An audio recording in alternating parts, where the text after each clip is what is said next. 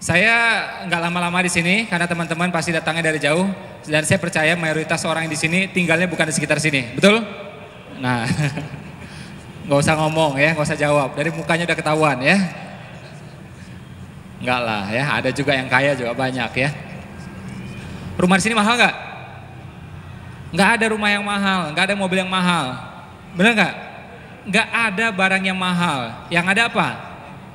Duit kita yang lagi mepet. Bener nggak? Ya, mahal tuh kan relatif, bener nggak? Kalau lagi nggak ada duit, motor 12 juta juga mahal, bener nggak? Tapi kalau lagi ada duit, ya, mobil 1M murah nggak? Murah. Duit di rekening 1T, misal 1T, mobil 1M murah nggak? Murah. Ya, nah jadi ini salah satu mental kaya, jangan lagi ngomong mahal. Jangan ngomong apa? Jangan ngomong mahal. Kalau kita ngomong mahal itu jadinya mental block. Aku nggak pantas punya itu kemahalan.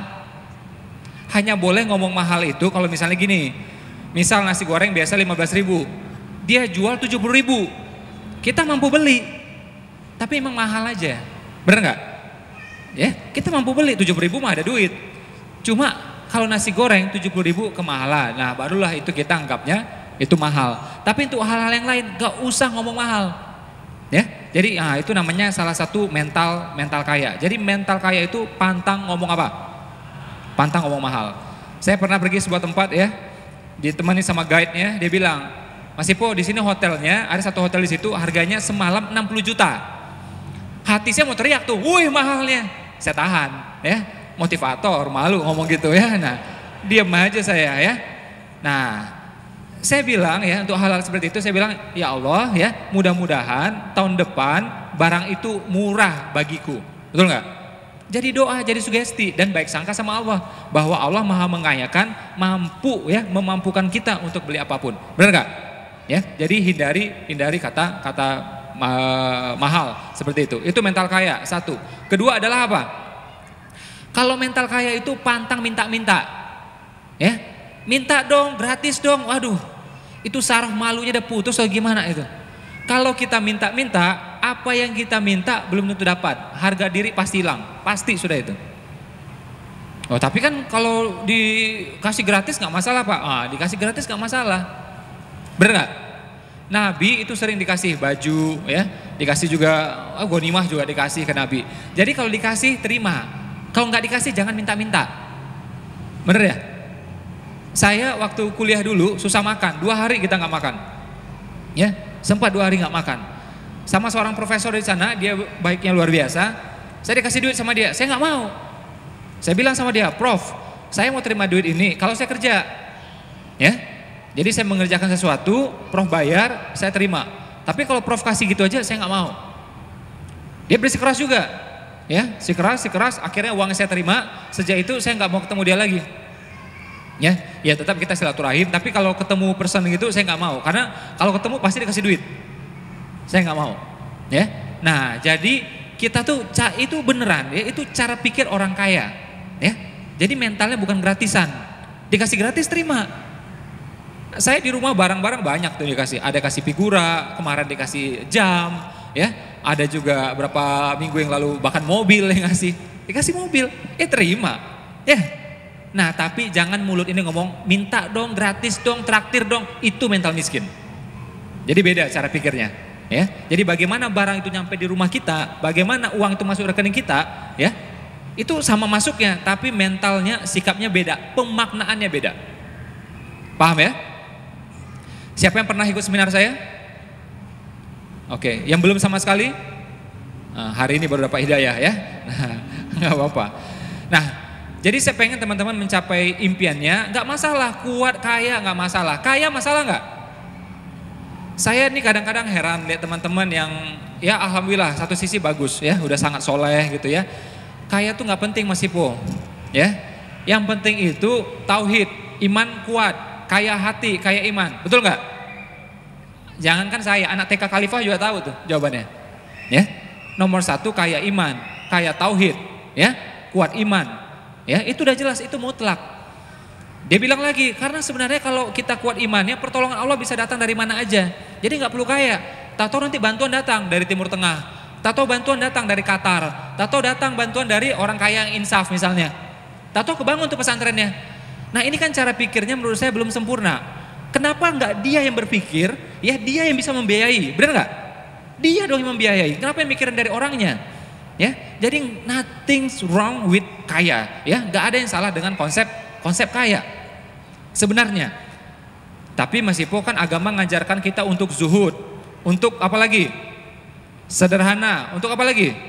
Untuk qanaah, ya. Apa itu qanaah? Merasa cukup, itu qanaah, ya. Benar nggak itu? Qanaah, sederhana, ya, itu soal rasa. Soal apa? Soal apa? Ini harus interaktif kata Mas Ardi tadi ya, agar masuk ilmunya. Makanya anak kecil itu belajar 6 jam sanggup. Karena dia belajarnya itu interaktif. Dia terlibat. Oke? Jadi qanaah itu soal apa? Rasa. Sederhana itu soal rasa. Jadi misalnya uang di kantong kita 100.000 tetap qanaah, merasa cukup. 100 juta qanaah, 100.000 qanaah. Ya? Jadi soal rasanya, uang mau boleh naik turun. Sederhana juga sama. 1 miliar sederhana, ya. 1 juta sederhana. Naik lagi 20 miliar misalnya, tetap sederhana. 30 miliar tetap sederhana. Jadi hartanya boleh naik turun. Ini salah paham. Kita berpikir kalau mau qanaah, kalau mau sederhana, kalau mau zuhud itu mesti kere atau duitnya pas-pasan. Sekedar-sekedarnya aja. Ini yang salah kaprah. Definisi kaya yang saya sampaikan adalah apa? Produksi sebesar-besarnya. Produksi itu hasil, ya. Kinerja, bisnis, itu mesti sebesar-besarnya, ya. Produksi sebesar-besarnya, konsumsi sekedarnya. Nah, dipakai sekedarnya, distribusi seluas-luasnya, ya. Ada yang bilang, Mas Ipo, tapi banyak tuh orang kaya nggak bahagia, betul nggak? Banyak orang kaya nggak bahagia, lebih banyak lagi orang miskin nggak bahagia, tahu nggak? Udah susah nyusahin orang, ada nggak kayak gituan? Banyak. Ya, jadi nothing's wrong with kaya sebenarnya. Tapi masih lihat tuh di TV tuh banyak tuh orang kaya yang bercerai, banyak orang kaya yang berantem, ada orang kaya lagi yang berkasus, benar nggak? Orang kaya ini kemanapun dia pergi dia jadi sorotan, ya. Orang kaya ini benar nggak? Kemanapun dia pergi jadi sorotan, ya. Jadi makanya kalau dia bercerai diliput. Kalau orang miskin bercerai, ya biarin aja kayak gitu. Teman-teman boleh pergi ke di pengadilan ini ya, pengadilan agama. Yang bercerai itu mohon maaf ya, lebih banyak yang miskin. Ya. Nah, saya tidak permasalahkan miskinnya di sini ya. Yang mesti kita miliki adalah entah kita kaya atau belum kaya, miliki mental apa? Mental kaya. Dan Islam itu sungguh-sungguh terhadap konsep kekayaan. Ya. Kenapa? Ada perintah untuk apa? Haji, umroh, akikah, kurban, zakat, sedekah. Itu sulit kita lakukan kalau kitanya miskin. Benar nggak? Ya. Jadi kita walaupun miskin mesti punya cita-cita untuk lebih baik ekonominya. Kan yang penting bahagia Mas Ipo. Oke, miskin bisa bahagia. Tadi saya diwawancara sama majalah, saya bilang miskin pun bisa bahagia kok. Tapi kalau kita miskin sulit membahagiakan orang lain. Benar nggak? Orang miskin bisa umroh nggak? Bisa, tapi nggak bisa mengumrohkan orang. Orang miskin bisa sekolah nggak? Bisa, tapi tidak bisa bangun sekolahnya. Itu bedanya. Ya. Tapi Mas Ipo banyak orang kaya yang sombong tuh. Ada nggak? Sombong tuh soal karakter, ya. Miskin pun sombong dia. Ketika kaya, gimana sombongnya? Menjadi-jadi, ya. Jadi Will Smith mengatakan kekayaan itu mengamplify, ya. Jadi kekayaan tidak mengubah orang, kekayaan itu mengamplify sifat dasar seseorang, memperbesar. Jadi ketika miskin dia sombong, ketika kaya gimana? Makin sombong. Ketika miskin dia dermawan, ketika kaya gimana? Makin dermawan, ya. Jadi kurang lebih seperti itu. Sama juga ya. Wah, buktinya begitu kaya akhirnya kawin lagi Mas Epo. Ya sama aja. Waktu miskin juga pengen sebenarnya. Cuma nggak bisa aja. Ya, ini muka-mukanya nih kelihatannya ya. Nah, ketawa-ketawa itu ya. Jadi kekayaan itu sebenarnya netral dia. Nah, kalau kita memberi makna kaya ini jahat, sulit kayaknya. Seperti mental block. Ya. Sama kayak tikus. Tikus bagi saya dijelasin seperti apapun saya nggak akan mau dekat sama dia. Walaupun dikasih tahu ini satu family dengan hamster, tetap saya nggak mau dekat sama dia. Oh ya? Nah itu udah mental block bagi saya terhadap tikus. Jadi tikus jorok, tikus kotor. Saya tidak akan mau dekat sama dia. Apapun penjelasannya. Ya, oh ini udah dimandiin, udah dibersihin, ya udah wudhu, tetap aja saya nggak mau. Ya, satu family dengan hamster, satu family dengan kelinci misalnya, satu genus, tetap saya nggak akan mau. Ya, nah ini mental block bagi saya. Nggak akan mungkin saya mau dekat sama dia. Nah kalau di kepala kita masih ada makna bahwa harta itu kotor, kekayaan tidak akan bisa diperoleh kecuali kita menjadi sombong, culas, ya, kita nggak akan bakal kaya karena akan ditolak lagi oleh bawah sadar kita. Ya, nah ini mesti dibenerin ya. Ini adalah doktrin dari Belanda. Ratusan tahun lalu ya mereka mengatakan, mereka ini Snoop Hugronya ya, ada ditulis di bukunya The Acehness, orang-orang Aceh. Dia mengatakan, wahai muslim-muslim Aceh, kusyuklah kalian beribadah di musola. Kebun-kebun urusan kami. Tuh dia cara memisahkannya itu. Ya. Nah, ini masih banyak ketanam di kepala-kepala kita. Saya bilang ya, andai kata umat Islam sekarang ini ya, kuat imannya, kuat hartanya, itu Israel main petasan aja nggak akan berani dia. Kita kedip, langsung berhenti dia itu, ya, beneran, ya. Kita nggak usah ngomong, nggak usah demo, ngapain demo kayak gituan. 1 juta orang miskin demo nggak bakal didengar. Yahudi jumlahnya berapa? 14 juta coba. Muslim berapa? Hampir 2 miliar. Kenapa 2 miliar ini nggak didengerin? Karena nggak punya kekuatan ekonomi, ya, nggak punya kekuatan ekonomi. Berapa waktu yang lalu teman-teman tahu apa? Itu salah satu investor terbesar di dunia Yahudi datang ke Indonesia. Ya, ini 2 kubu yang berantem langsung rukun. Ya, ini nggak ada yang tahu nih kenapa. Media nggak bisa membahasnya kenapa. Ya, langsung rukun tuh yang 2 kubu nih, langsung rukun. Pas dia pulang rukun dua-duanya. Kenapa? Ya, dia bilang investasi dia di Indonesia ini belasan miliar dolar, ya, tersebar di 2 kubu ini. Dan sekian bulan mandek. Ya, gara-gara berantem nih. Ya, dia bilang kalau nggak bisa rukun juga, ekonomi nggak bergerak juga, mau pindahin uangnya. Langsung rukun dua-duanya. Ya, langsung rukun dua-duanya. Ini yang ngomong saya bukan ini, bosnya media nih yang ngomong kabar ini nih. Ya, nah kita mungkin berpikir nih ironi, tapi coba berpikir dalam perspektif lainnya, bagaimana uang itu bisa mengatur semuanya. Sekali lagi ya, bukan saya mengecilkan pentingnya tauhid, nggak, tauhid nomor 1, nggak ada yang lainnya sudah. Ya, tapi kaya tauhid, kaya iman ya, mesti diiringi juga kaya ilmu, benar nggak? Kaya teman, kaya relasi, oke? Kaya semuanya, termasuk juga kaya harta. Makanya ayatnya mengatakan berjuanglah dengan harta dan jiwa. Itu ayat yang ngomong. Setahu saya cara fikihnya, kalau ada kalimat perintah, artinya itu wajib di Al-Quran itu. Ya, dirikan sholat, itu wajib tuh. Ya, bayarlah zakat, wajib tuh. Ya. Taati orang tuamu, wajib itu. Jadi kalimat perintah di Al-Quran yang saya pahami kalau dia kalimat perintah itu artinya wajib. Ya, termasuk berjuanglah dengan harta dan jiwa. Artinya apa? Kalau belum punya hartanya, harus dipunyai hartanya. Benar nggak? Ya. Nah, bagaimana caranya? Boleh tahu siapa yang masih kerja? Biar saya bisa kasih solusinya langsung. Yang kerja siapa? Yang punya usaha? Oke, berimbang ya. Jadi kalau yang teman-teman yang masih kerja nggak masalah, kakak kandung saya juga kerja kok. Latihan investasi, latihan apa? Latihan apa? Investasi. Khadijah investasi, Nabi Muhammad berbisnis. Fair is choice, pilihan aja. Ya, kakak kandung saya dia investasi. Di mana ada namanya properti atau invest di bisnis orang lain atau di emas, ya, atau di reksadana cari yang syariah. Ya, simple banget. Jadi nggak melulu di kepala kita ini kalau mau kaya melalui bisnis, nggak harus. Sebenarnya bisnis juga, tapi investasi di bisnis orang lain. Namanya properti, namanya reksadana, ya, dan seterusnya. Ya, makanya Umar bin Khattab mengatakan, ya, wahai pekerja, jangan habiskan semua upahmu. Sebagian belikan ladang, sebagian belikan kambing. Apa itu ladang? Properti. Ya, apa itu kambing? Aset produktif, berkembang terus. Ya, nah ini orang Islam zaman sekarang dua-duanya nggak punya, kambing nggak punya, properti juga nggak punya. Ya, ini mohon maaf ya, tinggal di pinggir-pinggir itu semuanya. Ya, mereka yang makin ke pusat semuanya. Salahkah mereka? Enggak salah. Allah izinkan persaingan bebas kok. Kita dikit-dikit ngomong konspirasi Wahyudi, apa ini ngomongnya? Capek saya dengar kayak gitu itu. Cobalah berpikir ya. Belanda misal mau nyerang Indonesia, terserah dia mau pakai meriam, mau pakai celurit atau pakai nuklir, benar nggak? Kita nggak bisa ngatur dia. Oh curang-curang pakai celurit, nggak bisa kayak gitu. Terserah dia. Jadi kalau dia mau bikin konspirasi pun ya urusannya dia. Yang kita bisa lakukan adalah apa? Kitanya. Makanya guru saya mengatakan coba pikirkan baik-baik ya. Mana yang lebih hebat? Konspirasi politik mereka, konspirasi ekonomi mereka, atau apa-apa yang diwariskan Allah dan Rasul untuk kita? Mana yang lebih hebat? Tentu ini yang lebih hebat. Ya. Apa yang mereka skenariokan itu, mereka punya rencana, Allah juga punya rencana dan Allah sebaik-baiknya pembuat rencana. Benar nggak? Jadi sudah rencana terbaik, oke? Dan kita ini apa? Ditakdirkan, bukan meraih lagi sudah. Kita ini sudah ditakdirkan menjadi umat terbaik. Bayangkan, rencana terbaik dibikin sama Allah, ya, dieksekusi oleh umat terbaik. Kalah juga coba. Artinya apa? Yang goblok siapa coba? Yang eksekutornya ini. Jadi kita belum memantaskan diri sebagai itu, umat terbaiknya itu.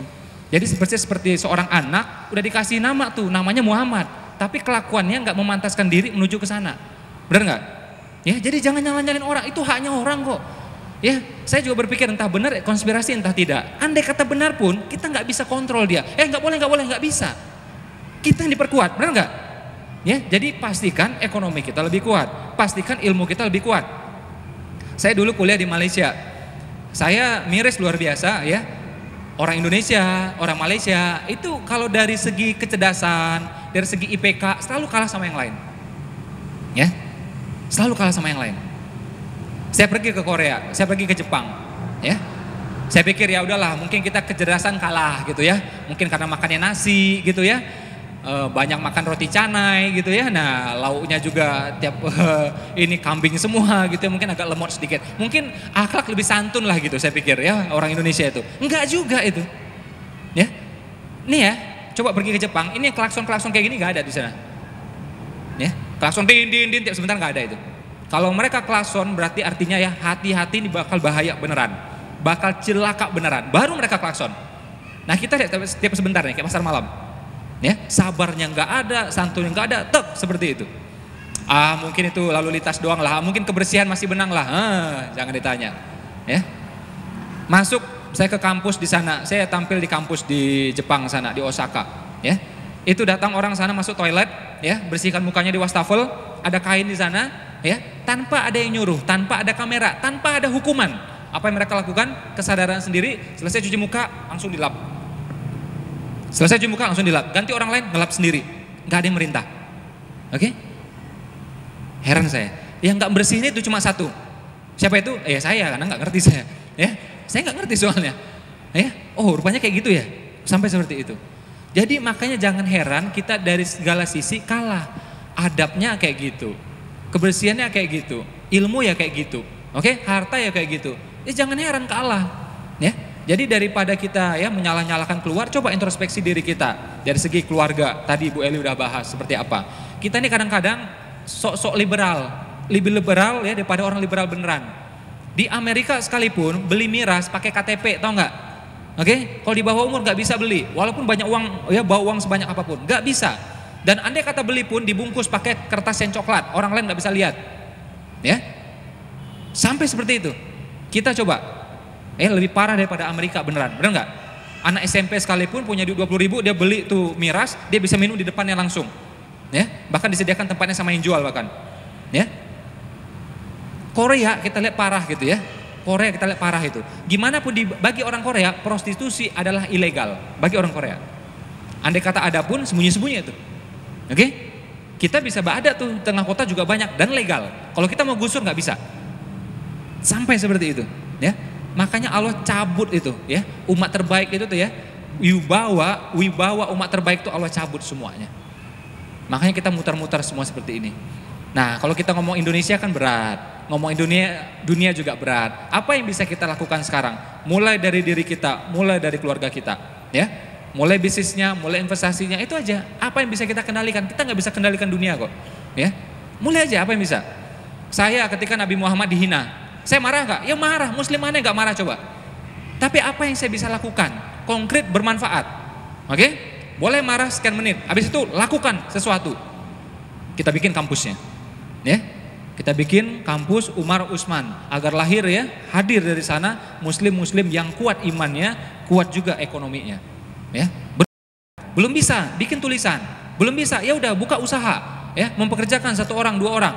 Belum bisa investasi, lakukan sesuatu, nggak bisa diam, ya. Jangan marah-marah. Jadi marahnya itu dikonversi pada prestasi, ya. Marahnya dikonversi pada apa? Pada apa?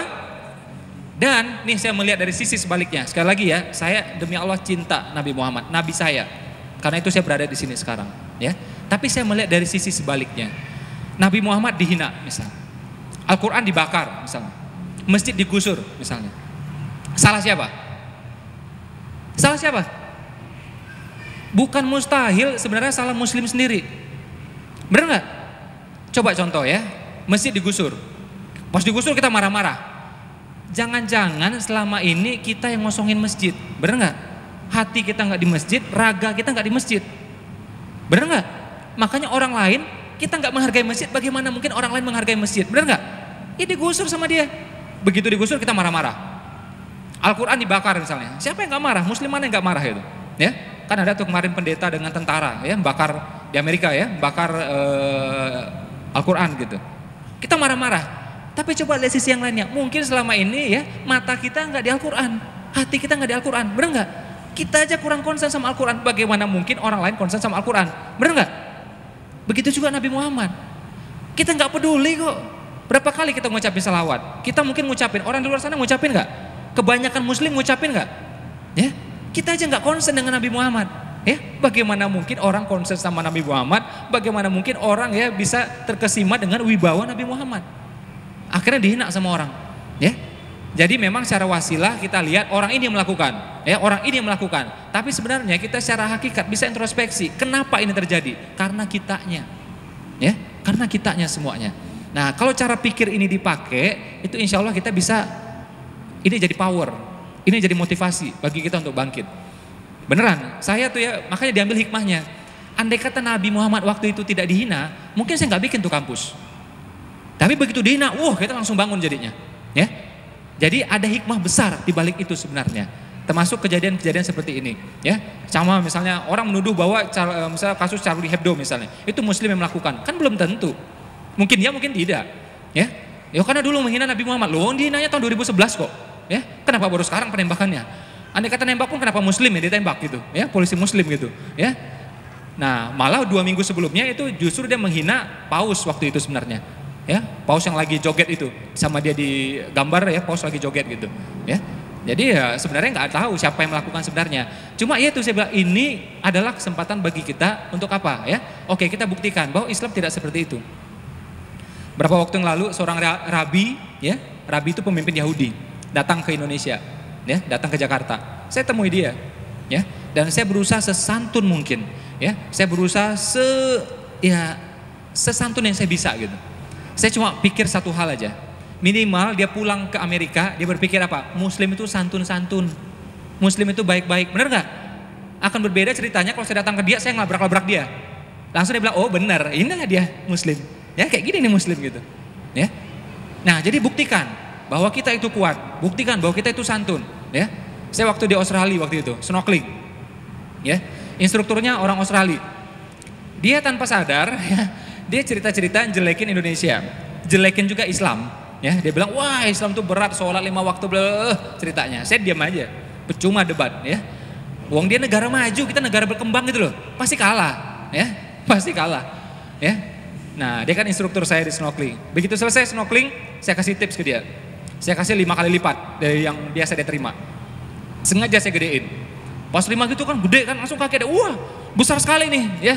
Ya saya terjemahkan gitu, wah besar sekali nih. Saya bilang apa? Tenang Pak, ya, di Indonesia itu kecil, saya bilang kayak gitu, ya. Biar dia tahu bahwa orang Indonesia itu nggak semuanya susah. Biar dia tahu bahwa orang Indonesia itu juga mentalnya kaya, benar nggak? Padahal besar beneran sebenarnya, ya, besar beneran. Dia nggak perlu tahu itu, ya. Jadi kalau nggak suka, nah ini saya bilang ya, kalau ada sesuatu yang kita tidak puas, kita tidak suka, ya, jadikan itu ranah perjuangan. Bergerak, berjuang, itu aja simple. Oke? Anda gak suka dengan kondisi politik, berjuang. Anda gak suka film-film di bioskop, berjuang. Kayak tadi ada Mbak Asma Nadia gitu ya, ngumpul kita semua, ada Mbak Meida Sefira tadi, ada Mbak Oki Setiana Dewi, ada Mas Tengku Wisnu tadi, ya. Kita berjuang, gitu aja. Kita mau maki-maki dia tetap tayang kok filmnya. Anda bikin film tandingan, ya, berusaha bisa masuk ke sana juga, atau bikin bioskop yang lebih bagus, itu aja.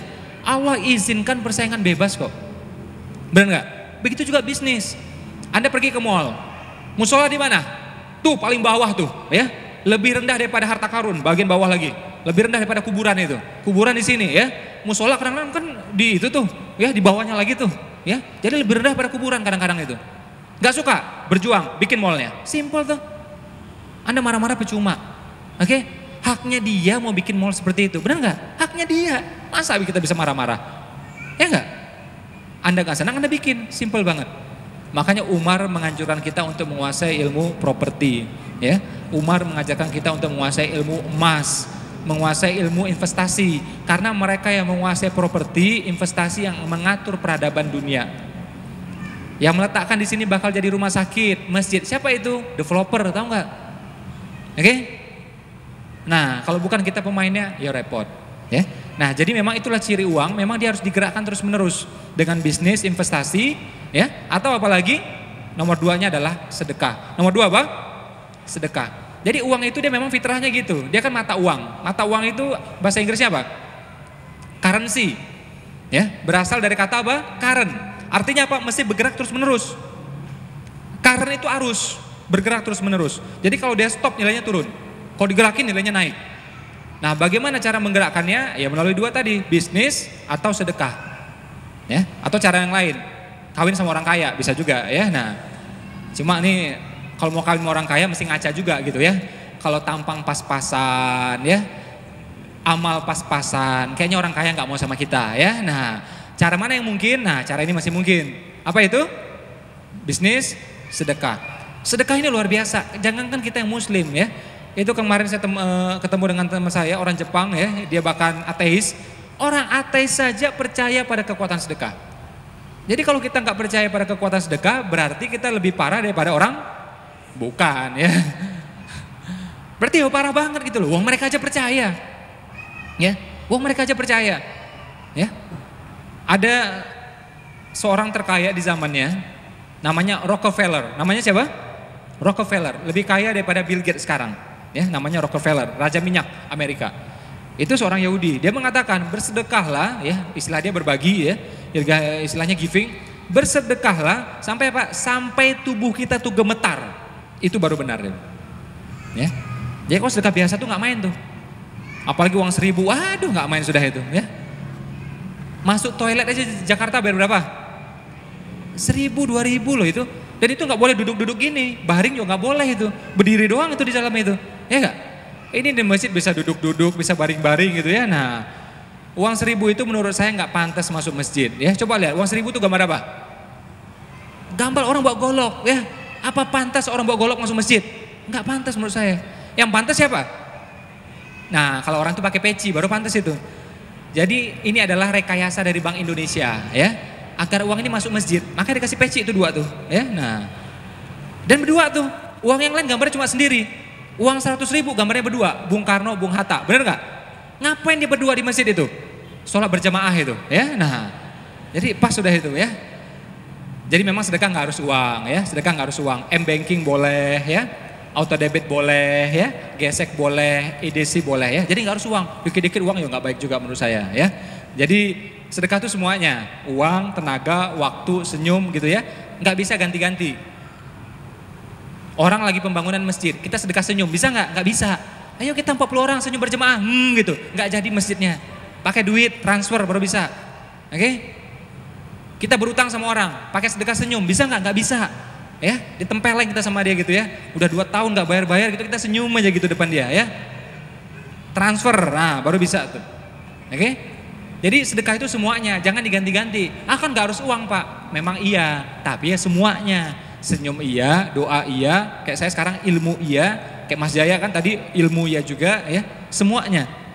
Ya, karena kita mau nikmat sama Allah dari Allah itu semuanya, benar nggak? Kita mau kesehatan, kita mau uang, benar nggak? Pengen anak juga yang mau soleh gitu. Mau nggak kita punya? Biarlah ya Allah, penting anak, garong pun nggak masalah. Pernah nggak doa gitu? Enggak dong. Maunya anaknya soleh, cakep gitu ya enggak? Sehat, semuanya kan? Kita mau semuanya, makanya sedekah pun juga semuanya, segala bentuk yang kita bisa.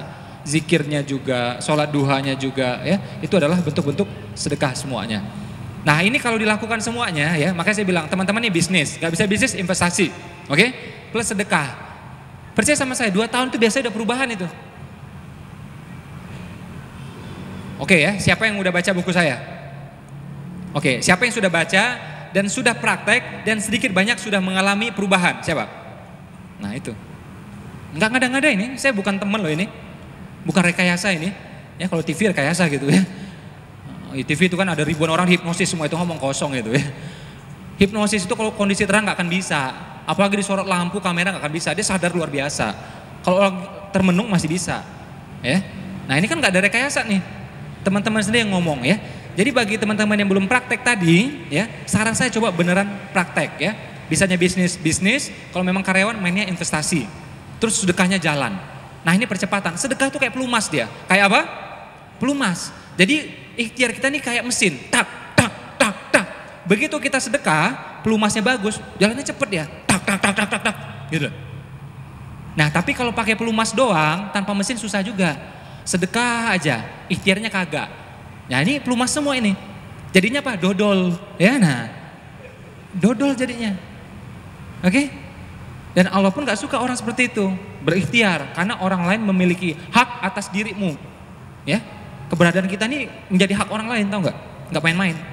Makanya beda dengan ilmu orang semedi, beda dengan ilmu orang yang misalnya bertapak di gunung-gunung, yang makin soleh pergi ke sana, kita enggak. Kalau bermanfaat turun, nggak bisa ke gunung sana tuh.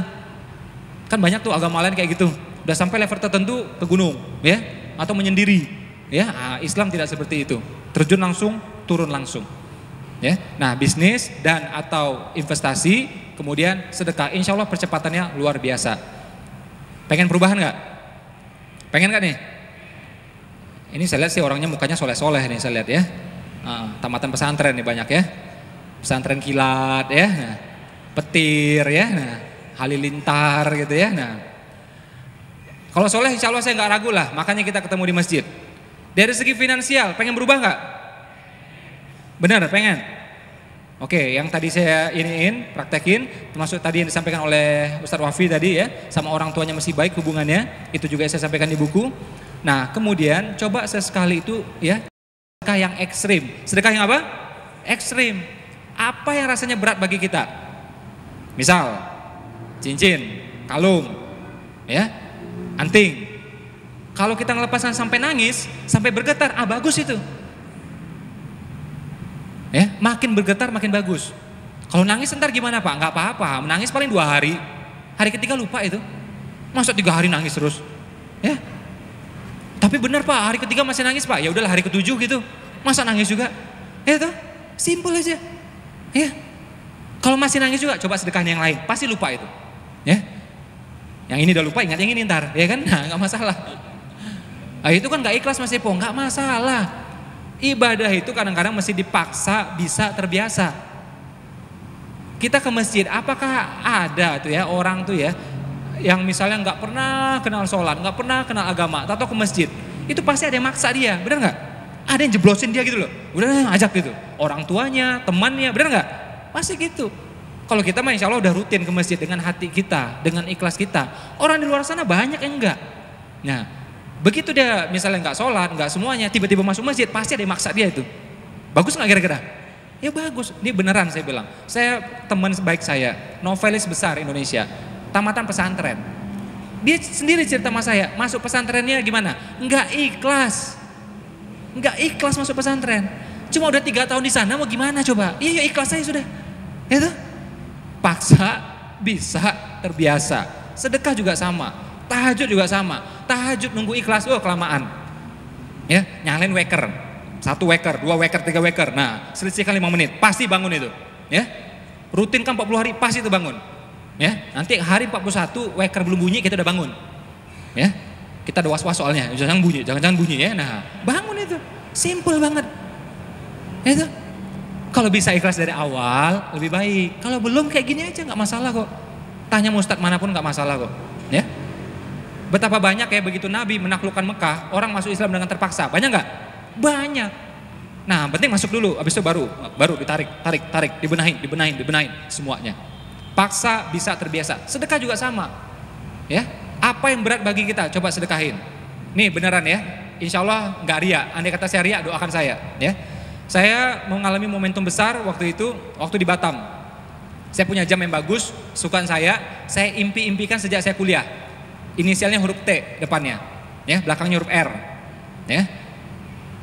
Sekali waktu punyalah tuh arloji, ya, punya gitu, wah senangnya luar biasa. Ya, di Batam teman-teman saya kayaknya nggak ada yang pakai kayak gituan. Ya. Teman-teman paling banter ya mohon maaf pakainya gas atau apa gitu ya. Nah harganya masih 1/10 riba ini ya. Kita dapat tuh, seneng banget. Lagi seneng-senengnya gitu ya, kita sedekahin tuh sama guru ngaji. Dan alhamdulillah guru ngajinya nggak ngerti bahwa itu jam mahal ya. Dia terima, oh ya udah biasa aja dia. Waduh saya bilang, kita udah pengorbanan luar biasa, dia biasa aja nerimanya gitu ya. Oh ya udah pulang dia langsung. Waduh saya bilang, ini nggak menghargai barang nih saya bilang ya. Jadi kayak ada perasaan kurang sreg, ada perasaan juga terpaksa waktu itu. Udah biarin aja. Tapi Masya Allah ya, itulah bagaimana ya Allah tuh mengasih balasan pada orang yang tidak ikhlas sekalipun. Saya menganggap sedekah saya ini kurang ikhlas. Ya, itulah anggap aja seperti itu. Tapi Allah tetap kasih balasan. Lihat ya, nggak ikhlas saja dibalas, apalagi kalau ikhlas. Waktu itu saya garap perumahan, ya, orang biasanya jual cuma puluhan juta, paling banter 200 juta, saya langsung minggu itu jual 2 miliar waktu itu. Orang lain pakai tenaga penjualan, orang sales 5, saya cuma 1. Orang lain pakai brosur properti gede-gede, kita cuma pakai flyer sepertiga itu. Cuma pakai itu, melawan akal sehat. Salesman-nya cuma 1, flyernya tipis gitu, bisa jual puluhan kali lipat ketimbang orang lain. Di sini saya makin percaya, di sini saya makin yakin kekuatan sedekah. Di luar memang akal sehat kita. Ya. Nah begitu kita melakukan sesuatu yang ekstrim, akhirnya balasannya gimana? Ekstrim juga. Ya. Tapi pernah juga tuh ya, kita habis sedekah, jebret ya. Tahu-tahu dikasihnya diganti sama Allah kayaknya turun gitu ya, turun gitu. Saya bilang waduh ini kenapa nih ya. Ya kayaknya ada yang something wrong ini ya, hitung-hitungannya. Nah cuma percaya aja itu DP. Itu apa? DP ya, down payment, uang muka. DP beneran, bukan temannya Jupe, bukan ya. Pasti ada lagi yang lebihnya. Kita berbuat buruk saja dibalas nggak sama Allah? Dibalas nggak? Dibalas, apalagi kalau berbuat baik. Di tubuh kita ini, di tulang belakang kita ini ada namanya itu sari rikadatu. Umat Hindu, Buddha menyebutnya sebagai sari rikadatu. Umat Islam menyebutnya sebagai asbuzanab. Orang sains menyebutnya sebagai reliks. Ya, ini tulang belakang kita itu. Dia tuh merekam semua kejadian. Tulang kecil ini tidak bisa dihancurkan. Menurut penelitian 3 profesor. Nanti boleh googling sendiri ya, namanya sari rikadatu. Ya. Dan ada 2 hadis Nabi mengatakan bahwa manusia berasal dari sini dan nanti dibangkitkan juga dari sini. Ya, itu hadis Bukhari. Artinya sahih insyaallah. Ya. Nah, tulang yang kecil ini tugasnya ngapain? Dia merekam semua kejadian. Dan menariknya adalah apa? Dia juga memastikan semua balasan untuk kita di muka bumi ini. Oke? Makanya akhirat itu penyempurnaan balasan. Di dunia mah berbalas semua. Kita pukul orang, kita dibalas nggak? Nggak dia yang balas, mungkin kejadian lain, mungkin orang lain di tahun yang lain, bener nggak? Intinya kita mukul orang, nggak pada haknya pasti dibalas. Mungkin lewat orang lain, kejadian lain, tahun yang lain. Nah itu bagaimana yang itu tuh ya, microchip itu dia merekam semua dan memastikan balasannya untuk kita. Termasuk juga sedekah.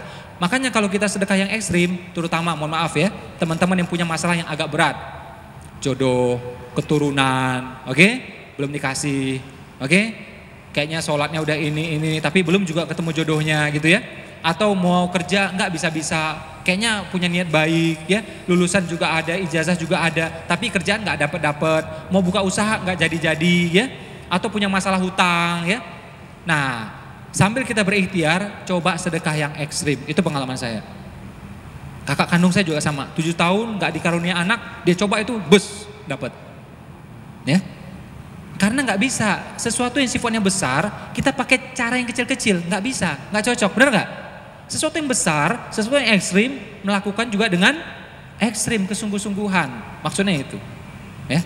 Ah kan nggak baik Mas Epo berlebih-lebihan. Itu nggak berlebih-lebihan. Itu namanya berlomba-lomba dalam kebaikan. Nabi sholat sampai kakinya bengkak kok. Benar nggak? Abu Bakar tuh sedekah 99% hartanya bahkan. Itu nggak berlebihan. Itu namanya sungguh-sungguh berlomba-lomba dalam kebaikan. Nah saran saya teman-teman coba ya sesekali coba sedekah yang ekstrim. Terutama yang punya impian-impian yang ekstrim, masalah-masalah yang ekstrim. Yakin kekuatan sedekah? Yakin gak ini? Boleh gak? Otak kanan, kita praktek lagi sedekah, boleh gak? Boleh? Tadi kan udah tuh. Nah ini otak kanan 2 kali, gak masalah tuh. Sholatnya berkali-kali kok ya. Salah satu guru saya sedekahnya 5 kali. Dia bilang sholat aja 5 kali, masa sedekah cuma sekali? Dia bilang 5 kali dia sedekah. Ya. Nah boleh kita sedekah sama-sama di sini? 100% untuk dompet duafa, nggak masuk saya, nggak masuk siapapun ya. 100% untuk dompet duafa, 100% untuk sosial. Boleh? Boleh? Oke, silakan uangnya ditaruh ya. Panitia mana? Ya, silakan uang ditaruh di depan ini ya. Bagi mbak-mbak ya, ibu-ibu boleh taruh di depannya, boleh? Mas-mas, bapak-bapak boleh taruh di sini? Taruh aja di sini, nggak usah nunggu orangnya. Taruh aja di sini, di depan aja nggak apa-apa, ya. Uang boleh, barang boleh, cincin, kalung, handphone silakan, ya. Karpet jangan, punya masjid soalnya, ya. Silakan ditaruh.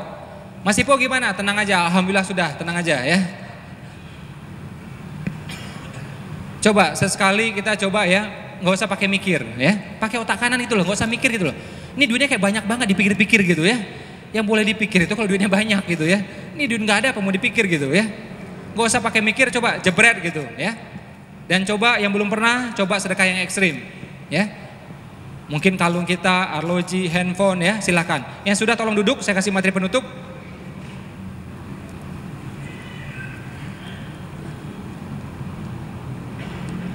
Wah ini kalau ikut seminar ya, setengah hari gini bayarnya lumayan itu ya. Bayarnya bisa setengah juta itu, beneran itu ya. Ikut seminarnya Bu Eli, ikut seminarnya saya gitu ya, ikut trainingnya Pak Wafi, Ustadz Wafi, wah itu bisa setengah juta itu, setengah hari gitu. Di sini bayar berapa tadi? Nah, nggak pakai bayar toh, dibayarin sama Allah kan? Nah, oke, yang teman-teman barusan sedekah, ada perasaan enak nggak dalam tubuhnya? Enak? Nah itu endorfin meningkat, dopamin meningkat, serotonin meningkat. Insya Allah sakit-sakit kecil hilang. Kalau sakit-sakit besar, tergantung tadi ngasihnya berapa, ya. Tumor pakai 10.000, ya nggak bisa lah gitu ya. Kalau kutil masih bisa ya, cenut-cenut masih bisa gitu ya. Nah, mules-mules masih bisa mungkin gitu ya. Panu masih bisa mungkin ya. Spesial buat event malam ini, karena bersama guru saya Ustadz Wafi dengan Bu Eli, saya bawa Al-Quran saya. Kita mau lelang, ya. Mungkin yang sudah pernah ini ya, udah pernah ikut acara saya tahu bahwa kita sering melakukan acara sedekah seperti ini. Dan demi Allah dari dulu sampai sekarang kita nggak pernah ngambilin duit, kita sedekahin semuanya. Makanya sampai sekarang saya nggak punya yayasan. Orang biasanya kalau kaya dikit, punya usaha dikit, biasanya pakai yayasan. Saya nggak ada. Saya salurkan ke yayasan orang lain. Saya niru Warren Buffett. Warren Buffett orang terkaya nomor 2, dia nggak punya yayasan. Dia salurkan pada yayasan orang lain. Simple banget. Ya, yang penting amalnya nyampe, menurut dia gitu. Ya. Nah ini juga kita buat sedekah semuanya. Uangnya boleh besok. Sekarang uang udah habis tuh. Ini kan harta rampasan perang nih ya. Nah, ini uangnya boleh besok. Ya, besok kasih panitia, besok hubungi dompet duafa, uangnya boleh besok. Ini Al-Quran saya, siapa yang mau boleh ya, kita lelang sama-sama, berapapun hasilnya kita sedekahin. Oke? Kalau saya lepas dengan harga 200.000, ada yang mau nggak? 200.000? Ada yang lebih? Berapa? 500? Ada yang lebih dari 500? Berapa? Berapa? 7,5? Ada yang lebih dari 7,5? Hah? 1 juta? Oh, ini mahasiswa saya nih, mahasiswa aja berani nih ya, 1 juta coba. 1,5? Ada yang lebih dari 1,5? Ya, saya doakan siapa yang punya Al-Quran ini disegerakan hajat-hajatnya dan mudah-mudahan rezekinya lebih berkah, lebih berlimpah, lebih bersih. Ya, amin. Berapa Pak? Berapa? 3 juta. Otak kanan langsung lompat ya. Nah 3 juta. Itu otak kanan ya, nggak urut ya. Ada yang lebih dari 3 juta? Berapa Ibu? 5. Oke 5. Ada yang lebih dari 5? Angka 5 bagus ya. Tapi kalau rukun iman itu 6 itu. Ya. 6 ya, jadi 6 tuh bagus juga kayaknya gitu ya. Ada yang lebih dari 5? Nggak nyesel nih. 5 1 kali, 5 2 kali. Jangan ketawa-ketawa aja Pak, nawar gitu ya. Berapa Pak?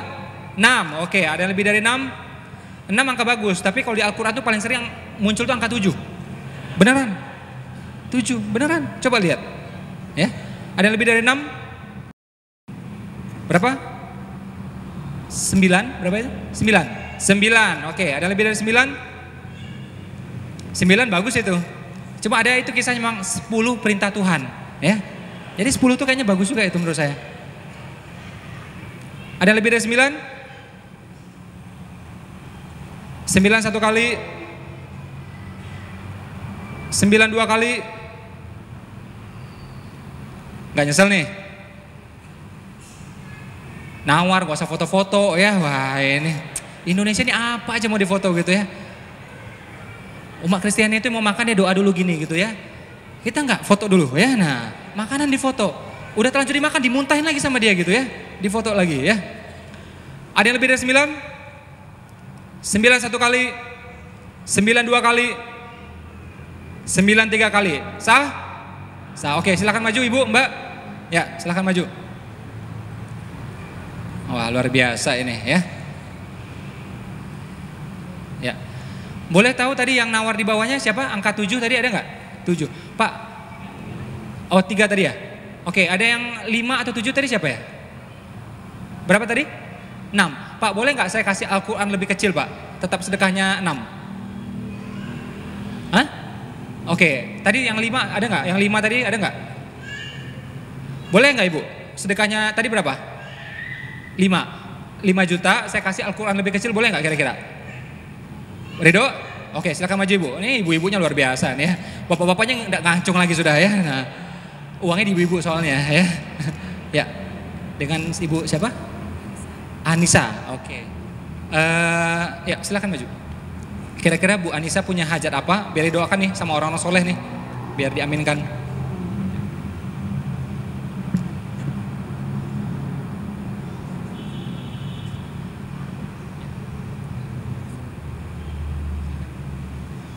Yang pertama saya ingin memiliki pendamping hidup yang soleh, yang bisa membimbing saya di dunia dan akhirat.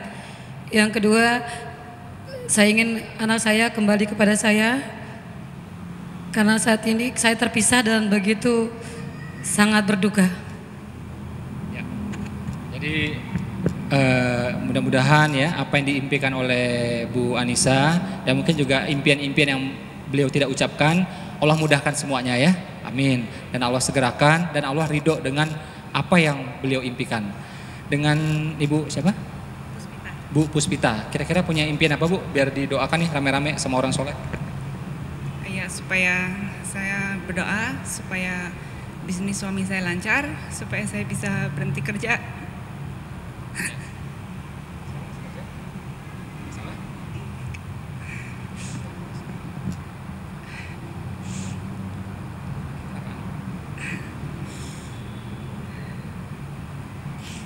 Mereka masih kecil,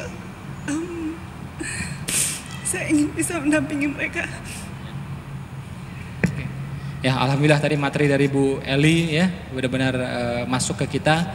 Kita doakan semoga Bu Puspita bisa ya keluarganya bisa baik ekonominya sehingga beliau juga tidak harus bekerja, bisa mendampingi anak-anaknya.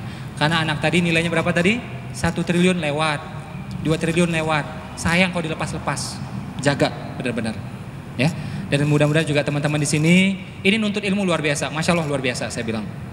Saya ngajar, teman-teman belajar. Mana yang lebih mulia? Yang belajar atau yang mengajar? Yang belajar. Dua-duanya mulia, tapi yang belajar itu lebih mulia. Ya, makanya belajar itu wajib. Udah tua sekalipun wajib. Oke, wanita pun wajib. Kalau mengajar cuma anjuran. Kita nggak ngajar pun ya itu nggak apa-apa gitu. Cuma anjuran aja. Sampaikan 1 ayat, nah itu anjuran aja. Oke, tapi kalau belajar itu memang diwajibkan sampai ya dari lahir sampai kita ke liang kubur. Jadi teman-teman di sini insya Allah tuh ya derajatnya lebih mulia daripada saya sekarang. Ya, bahkan tadi dari waktu asar udah masuk ya jam 3:30 kan ke sini sampai sekarang ini dihitung iktikaf semuanya ini luar biasa. Dan doa-doa di sini ini persis kayak doanya kayak orang di taman sorga naik majelis zikir, majelis ilmu. Ya, makanya saya sangat menghargai teman-teman yang udah capek di sini jauh-jauh datang ya. Ada yang dari perjalanannya 2 jam sampai ke sini ada? Ya, alhamdulillah jauh luar biasa itu ya. Karena tadi jalanan ternyata lancar tuh. lancar, tidak seperti disangka orang, ya. Lancarnya luar biasa ternyata. Orang karena takut akhirnya nggak pengen ke sini semuanya, ya. Nah, jadi mudah-mudahan di sini teman-teman, karena insya Allah berada kayak di taman sorga nih, ya majelis yang sangat mulia ini, di masjid juga, dari asar tadi sampai sekarang, insya Allah apapun hajat kita, mungkin kita nggak ucapkan, insya Allah dimudahkan semua sama Allah, ya. Dan saya pribadi dengan tulus hati, begitu juga Ustadz Wafi, pasti mendoakan hajatnya teman-teman. Saya mikirnya simpel aja, kalau hajat saya pengen dimudahkan sama Allah, saya doakan hajatnya orang lain. Nah, itu akan memudahkan hajatnya kita. Oke? Kayak teman-teman naik pesawat gitu ya, pesawat goyang. Pengen nggak pesawatnya tenang? Pengen kan? Nah, doanya gimana?